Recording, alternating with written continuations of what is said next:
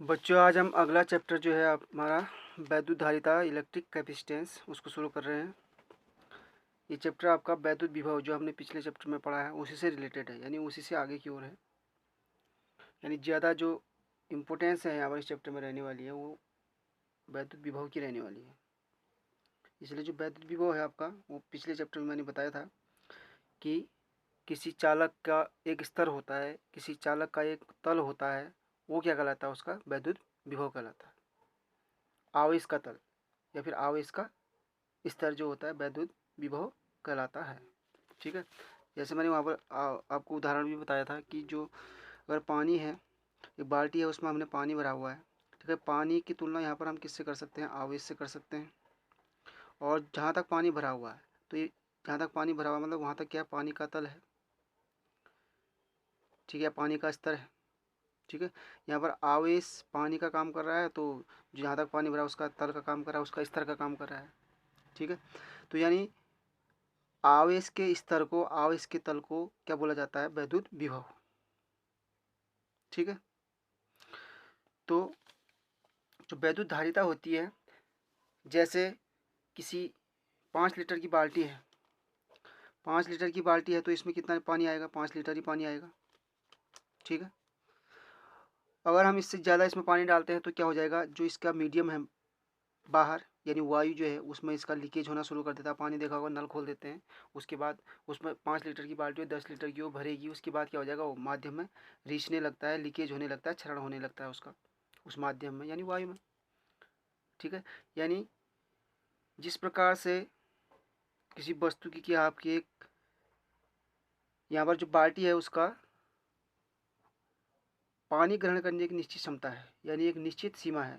5 litre का बाल्टी है तो 5 लीटर ही करेगी, उससे ऊपर आप करोगे तो क्या होगा, पानी का लीकेज हो जाएगा। उसी प्रकार से किसी चालक की आवेश ग्रहण करने की एक निश्चित सीमा होती है, एक निश्चित क्षमता होती है, उसे कहा जाता है उस चालक की वैद्युत धारिता, इलेक्ट्रिक कैपेसिटेंस। ठीक है, तो वही चीज़ मैंने यहाँ पर लिखी हुई है। जब किसी वैद्युत चालक को वैद्युत आवेश दिया जाता है तो उसकी वैद्युत विभव में वृद्धि हो जाती है। ठीक है, आवेश दे रहे हैं तो उसका तल क्या होगा, आपका बढ़ेगा, यानी उसका वैद्युत विभव बढ़ेगा। जैसे पानी हम किसी बाल्टी में भर रहे हैं, पानी क्या यहाँ पर आवेश है। ठीक है, तो उसका तल धीरे धीरे क्या होगा, आपका बढ़ेगा। जैसे जैसे हम पानी उसको देते जाएंगे, पानी भरते चले जाएंगे, यानी पानी का तल बढ़ेगा। तो वैसे हम अगर आवेश दे रहे हैं तो धीरे धीरे क्या होगा, आपका आवेश बढ़ रहा है तो क्या बढ़ रहा है, आपका उसका तल बढ़ रहा है। किसका, आवेश का तल बढ़ रहा है, तो आवेश का तल ही क्या होता है, आपका वैद्युत विभव होता है। ठीक है, तो यानी आवेश दे रहे हैं तो उसका वैद्युत विभव क्या होगा, आपका बढ़ता चला जाएगा। तो चालक को लगातार आवेश देते रहने पर उसका विभव पहले तो बढ़ता है और अधिकतम मान तक बढ़ जाने के बाद इसका चालक के चारों ओर क्या हो जाता है, क्षरण लीकेज होना शुरू हो जाता है। जैसे पानी हम भर रहे हैं किसी बाल्टी में, तो धीरे धीरे क्या होगा, पानी भरेगा। 5 लीटर की बाल्टी है तो 5 लीटर पानी उसमें आएगा, लेकिन उसके बाद क्या होगा, वो लीकेज होना शुरू कर देगा उस माध्यम में। यानी जिस प्रकार से किसी वस्तु की क्या आपकी किसी चीज़ को ग्रहण करने की एक निश्चित क्षमता होती है, उसी प्रकार से वैद्युत जो चालक है उसकी क्या होती है, आपकी एक आवेश ग्रहण करने की एक निश्चित क्षमता होती है, एक सीमा होती है। उसके बाद अगर आप उससे ज़्यादा आवेश दे रहे हैं तो क्या हो जाएगा, उसका लीकेज होना शुरू हो जाता है उस माध्यम में। ठीक है, उसी को कहा जाता है आपका वैद्युत धारिता, यानी चालक की वैद्युत धारिता। ठीक है, जब किसी चालक को आवेश दिया जाता है तो उसका वैद्युत विभव आवेश के अनुपात में बढ़ता चला था। आवेश दे रहे हैं हम उसको, विभव बढ़ता चला जाएगा। ठीक है, उसका तल बढ़ता चला जाएगा। जैसे पानी दे रहे हैं तो पानी का तल बढ़ता जाएगा, तो तल ही क्या है, वैद्युत विभव है। तो आवेश दे रहे हैं तो उसका तल बढ़ रहा है, तो तल ही क्या है, आपका विभव है। तो क्या होगा, आपका विभव उसका बढ़ता चलेगा उसी अनुपात में, यानी जितना हम आवेश देंगे उसका वैद्युत विभव बढ़ता चला जाएगा। यदि किसी चालक को हम क्यों आवेश दे रहे हैं तो उसका विभव क्या आपका भी है, तो क्या होगा, कोई चालक है उसको हम क्यू आवेश दे रहे हैं तो उसका विभव कितना बढ़ जाएगा, भी। तो इसका मतलब क्या है कि क्यू आवेश दे रहे हैं तो उसका विभव भी बढ़ रहा है, तो इसका मतलब क्या है, भी डायरेक्टली प्रोपोर्शनल टू क्या होगा, आपका भी डायरेक्टली भी नहीं, Q directly proportional, sorry, Q directly proportional to क्या होगा, आपका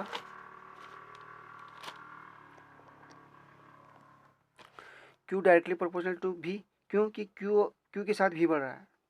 ठीक है, जितना आप आवेश दे रहे हैं उसका क्या हो रहा है, आपका विभव बढ़ रहा है, इसलिए क्यू डायरेक्टली प्रोपोर्शनल टू आपका वी आया, यानी आवेश समानुपाती किसके, इलेक्ट्रिक पोटेंशियल के।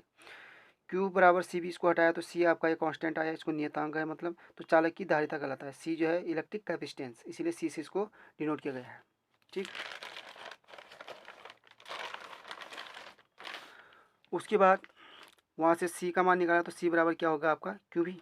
ठीक है, तो यानी किसी चालक को हम क्यू आवेश दे रहे हैं, उसका विभव कितना बढ़ रहा है भी, तो उसकी धारिता कितनी होगी सी, यानी सी बराबर क्यू अपॉन भी। ये भी कर सकते हैं कि चालक को क्यू आवेश देने पर उसका विभव भी है, तो उसमें उसकी धारिता कितनी होगी क्यू अपॉन भी। ठीक है, तो इसका मात्रक जो होता है आपका धारिता का मात्रक फैरेड होता है। ठीक है, कूलाम अप इस क्यू का आवेश का क्या होगा कूलाम, इसका क्या होगा वोल्ट, तो कूलाम अपॉन वोल्ट क्या कहलाता है आपका फैरेड, ध्यान रखना फैरेड। ठीक है, तो 1 माइक्रो फैरेड बराबर आपका 10⁻⁻6 फैरेड। 1 ये पी का मतलब पिको फैरेड, 1 पिको फैरेड बराबर आपका 10⁻⁻12 फैरेड। ये एफ इसके नोटेशन है, फैरेड हम पूरा नहीं लिख रहे हैं, तो फैरेड क्या है शॉर्ट में लिख रहे हैं। ठीक है, 1 micro farad 10⁻⁻6 farad, 1 pico farad बराबर 10⁻⁻12 फैरेड। ठीक हो गया। उसके बाद आपका अगला है किसी विलगित गोलीय चालक की धारिता। विलगित गोलीय चालक मतलब, विलगित गोलीय चालक का मतलब ये है कोई आइसोलेट है, यानी उस चालक के आसपास, उस चालक के अगल बगल कोई भी चालक और नहीं है, सिर्फ वो अकेला है। ठीक है, ये एक चालक है, गोलीय चालक है। ठीक है, इसको हमने ये क्या है आपका गोलीय चालक है, इसको मैंने क्या किया आपका प्लस क्यू आवेश दिया। अब अंदर से खोखला है, अंदर से खोखला है तो यहाँ तो आवेश रुकेगा नहीं, कहाँ जाएगा आपका सीधे यहाँ पृष्ठ पर फैल जाएगा। ये समविभव पृष्ठ बन जाएगा। क्यों, क्योंकि सेंटर से सभी क्या आपकी त्रिज्या क्या है बराबर है, नहीं जो सरफेस है इसका वो क्या है सभी से सेंटर से बराबर दूरी पर है, तो इसीलिए क्या हो जाएगा समविभव पृष्ठ बन जाता है। ठीक है, इसकी त्रिज्या हमने आर मानिए कैपिटल आर। ठीक हो गया, और के परावैद्युतांक के माना चालक को हमने के परावर्तन के माध्यम में रखा गया है, तो इस आवेश के कारण गोलीय चालक के पृष्ठ पर वैद्युत विभव, यहाँ पर वैद्युत विभव कितना होगा आपका v बराबर 1/4πε0 के q अपॉन r होता है, जो हम एक क्या निकाला था उससे पिछले कि एक बिंदु आवेश के कारण किसी बिंदु पर वैद्युत विभव कितना होता है 1/4πε0 q अपॉन r। ठीक है, तो अब हमने कहाँ निकाला है, इस यहाँ से निकाला है, इस यहाँ इस सरफेस पर निकाला है। ठीक है, सेंटर से निकाला है इस सरफेस पर। ठीक हो गया, क्यू अपॉन आर। अब ये यहाँ इसलिए क्यू अपॉन आर इसलिए हो रहा है क्योंकि हम अगर हम इससे दूर जाएंगे, इससे क्योंकि ये समान रूप से फैला हुआ है, इससे धीरे धीरे दूर जाएंगे तो क्या होगा आपका एक पॉइंट चार्ज लगेगा आपको ये। ठीक है, जितनी ज़्यादा दूर हम इस पृष्ठ से जाएंगे उतना क्या होगा आपका ये एक पॉइंट चार्ज लगेगा। तो एक पॉइंट के रूप में सरफेस गोले को मान रहे हैं या फिर गोले चालक को मान रहे हैं, तो एक पॉइंट चार्ज के कारण किसी बिंदु पर वैद्युत विभव कितना होता है v बराबर 1/4πε0 q अपॉन r होता है। ठीक हो गया, तो चालक की वैद्युत धारिता कितनी हो जाएगी आपकी c बराबर q अपॉन v, इसका मान रखा है v की जगह 4/4πε0 k r, ये ऊपर आ गया है तो क्या हो जाएगा आपका c बराबर 4πε0 k r। ये परावैद्युत माध्यम की चालक की धारिता है। परावैद्युत माध्यम का मतलब किसी माध्यम में रखा हुआ, वायु या निर्वात में नहीं रखा हुआ है, किसी माध्यम में रखा है, कांच है, मोम है, अभ्रक है, जो पहले गुलाम सुलभ में पढ़ाया था उसी में, यानी किसी माध्यम में रखा हुआ है ये। ठीक है, तो यहाँ से आपका 4πε ये सब कुछ कांस्टेंट है। ठीक है, तो सी जो कांस्टेंट तो सी डायरेक्टली प्रोपोर्शनल टू ε0, यानी see directly proportional to are भी हो सकता है। यानी अगर हम माध्यम में रख रहे हैं, किसी माध्यम में रख रहे हैं तो उसकी धारिता बढ़ेगी, अगर रेडियस बढ़ा रहे हैं तो उसकी धारिता बढ़ेगी। ठीक है, उसके बाद है परावर्तित माध्यम की चालक वैद्युत धारिता ε0 और उसकी त्रिज्या के समानुपाती होती है, इन दोनों की समानुपाती होती है। अगर हम वायु या निर्वात में रख रहे हैं, ये तो किसी माध्यम में रखा था अभी तक c बराबर 4πε0 k r। ठीक है, यदि हम किसी क्या रख रहे हैं किसी माध्यम में वायु या निर्वात में रख रहे हैं तो k बराबर 1 हो जाएगा, तो c बराबर कितना हो जाएगा 4πε0 r यानी फैरेड। c डायरेक्ट ये कांस्टेंट है, c डायरेक्टली प्रोपोर्शनल टू क्या हो जाएगा आपका r। ठीक है, इन दोनों को यानी समीकरण 2 और 3 को हमने क्या कर दिया डिवाइड कर दिया, तो कितना बचा आपका c अपॉन c0 k, यानी c बराबर कितना हो जाएगा आपका c बराबर कितना हो जाएगा आपका c0 k, यानी ये क्या c क्या है धारिता है और c0 क्या आपकी वायु निर्वात की धारिता है। ठीक है, यानी कि हाँ ये किसी माध्यम की है, ये वायु निर्वात की है। यदि हम किसी माध्यम में रख रहे हैं तो उसकी धारिता क्या हो जाएगी आपकी k गुना बढ़ जाएगी, ये है। अगर वायु या निर्वात में रख रहे हैं तो आप कम हो जाएगा, लेकिन जब किसी माध्यम में रख रहे हैं वायु निर्वात को छोड़ के तो उसकी धारिता क्या होगी हमेशा बढ़ेगी। ध्यान रखना, पृथ्वी के विभव को शून्य माना जाता है क्योंकि उसकी धारिता क्या अनंत होती है। ठीक है, पृथ्वी की धारिता उससे उस आकार के चालक हो कोई तो उसकी धारिता अनंत होती है। c बराबर क्यू अपॉन भी विभव क्या होगा शून्य होता है। ठीक है, तो इसीलिए क्या हो जाती है धारिता अनंत हो जाती है। पृथ्वी की त्रिज्या अगर हम 6400 किलोमीटर माने तो इसकी धारिता जो निकलती है आपकी, ये मान रखें इसको मीटर में, 1 किलोमीटर में है तो मैंने मीटर में चेंज करके ये निकाल रखा है। c बराबर आपका 711 माइक्रोफैरेड पृथ्वी की धारिता न्यूमेरिकल में काम आएगा 711 माइक्रोफैरेड। ठीक है।